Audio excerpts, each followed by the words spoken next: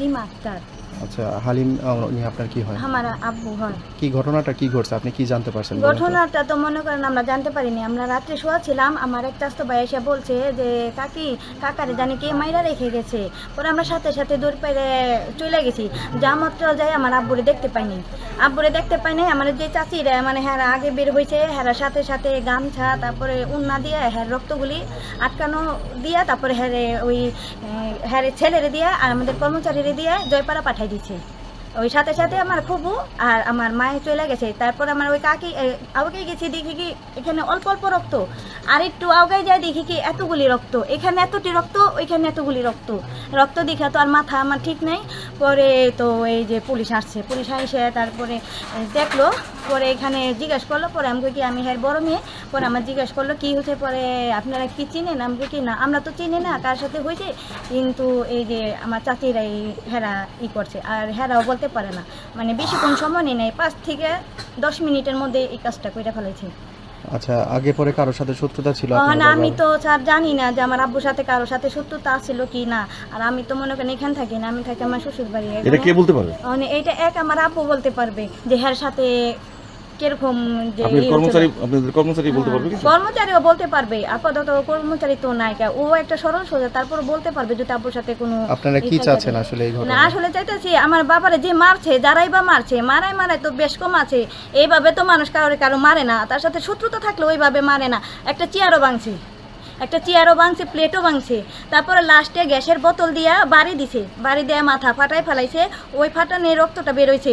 আর আমার আব্বুর এই সূক্ষ্ম বিচার চাই যে হুদাহুদি কের জন্য মারলো, আমার বাবার কের লিগে মারলো, এটা বিচার চাই, যেখান থেকে হোক আপনার এই আসামিরে বিচার বের করবেন, এর বিচার চাই আমরা। আমার নাম লুৎফা। হালিম কি হয় আপনার? আমার ভাই। ঘটনাটা আমি ঘুমিয়েছিলাম, আমি কিছুই বলতে পারি না।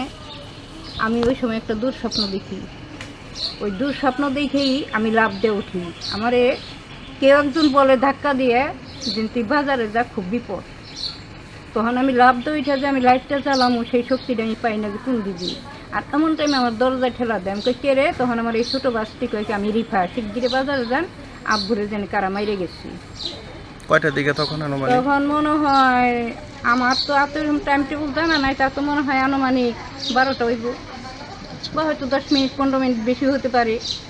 পরে গিয়ে কি দেখলেন? তারপরে তখন আমি এটাও জানতে পারলাম উঠে যেন ওই যেই লোক আইসা বলছে আমাকে ওই নাতি লাগে যেন তাড়াতাড়ি বাজারে যান, আপনি এরকম হালিম বাইরে মারে গেছে।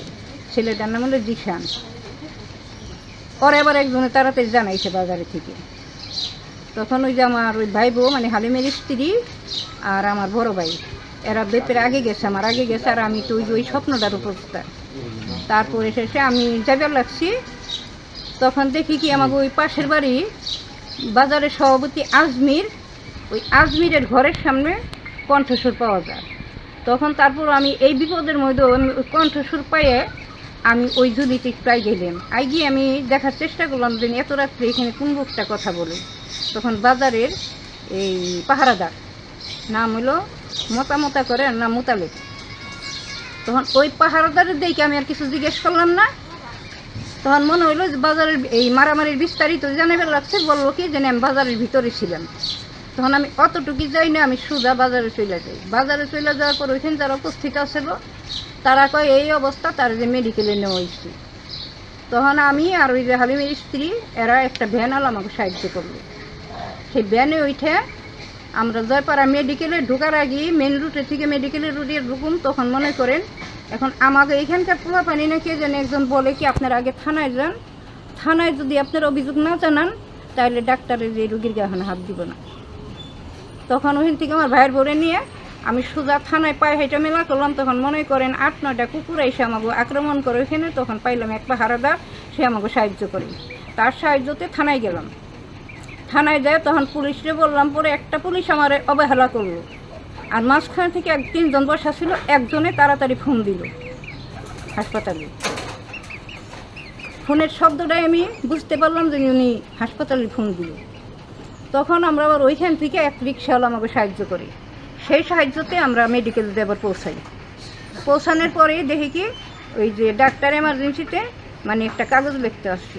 তখন ওই কাগজটা হাতে দিল, হাতে দেওয়ার পরেই ওগুলোকে ইঞ্জেকশনটা নিয়ে আসে যেন 12টার মতোই না হয়তো। কারা করছে এটা আপনি জানেন বা এটা জানতে আমি পারছেন? বলতে পারি না, এটা বলতে পারবো শ্যামল মাস্টার, এবং উনি ওখানে বাজারে বর্তমান পাহারা দেয়, উনিও আক্রমণ, এই মারামারিতে উনিও আক্রমণ, ওনারও মাথা ফাইটে গেছে, ওনারও মাথা সেলাই টেলাই করছে। আরো আরো কেউ কি আহত হয়েছে? আর একটা কর্মচারী ছিল আমার ভাইয়ের, খুব সরল সহজ, তো ওই কর্মচারীটা এখন ওই যে ইয়ে আসছে, আমার ভাইয়ের কাছে আছে। আচ্ছা, ঠিক আছে। টাকা শ্যামল। তাহলে পরিবারের এখন পক্ষ আমরা থেকে- এটা আমার ভাই আগে সুস্থ চাই, তারপরে আমরা এই দেশের আপনি ক্ষমতাশালী মানুষের কাছে আমরা এটা সুবিচার চাই, কারা এটা করলো। জরুরি আসছিলাম, এখন তো ব্যস্ত, আমি পরে ফোন করছি।